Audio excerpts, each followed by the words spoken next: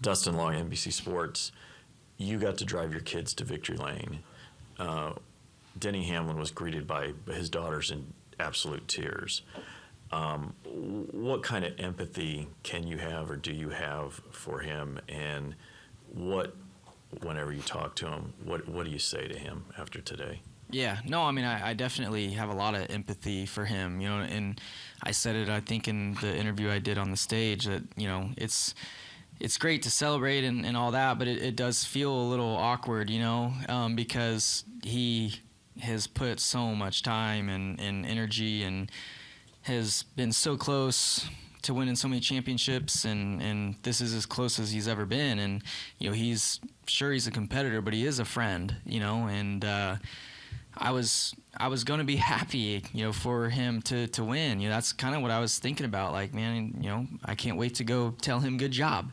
And then the caution came out, and it all kind of the script flipped, right there. So, yeah, I haven't seen him. I haven't seen an interview. I haven't seen the moments that I'm sure he had with his family and shared that with his daughters. But yeah, no, I mean, sure, I'm happy, but there's definitely a piece of me that is sad for him as well. I'm sure all of us in here, and even the Denny haters, I'm sure, they're probably there's a spot where they're sad too. So, but that's competition, that's the format, and it's just weird, So, but yeah, I still hope someday he can get to feel what it's like. KellyCrandallRacer.com. Kyle, I wanted to go back to what Dustin was asking you about your comments about Denny, because you brought that up unprompted in your television interview. I mean, you just win a championship, and instead you're thinking about a guy that you beat. So I was curious why you felt, or what you felt in that moment to even bring him up, and did it feel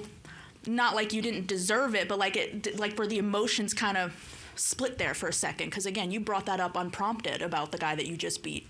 Yeah, no, I mean, it just, it was all so wild and crazy, and I had all this elation, obviously, because we had just accomplished something that was not on our radar for a lot of it. So I was so happy and thrilled, and celebrated my team on the backstretch, and then went to the front stretch to do my celebrating there and interviews and whatnot. And I got done, and I could see his car and team and him doing interviews, and I was just like, it just kind of hit me like, oh man, like I can't imagine what he's feeling right now. We've all gone through our own defeats, but I really can't imagine what he's feeling. It's got to be something completely different than I've ever felt before through any of my defeats. And then, yeah, I just, I had another opportunity to give an interview, and I just wanted to let everybody know, how I felt. And again, he's a great competitor. He's a good friend. In 20 years of trying and getting so close, I just, there's definitely a large piece of me that feels, really bad and sad, but at the same point, I'm happy. So it's such a weird feeling, when you don't win the race, you don't lead a lap, you win the championship, you steal it from a guy who's tried, for so long and had it in his fingertips. Like it's a really weird feeling.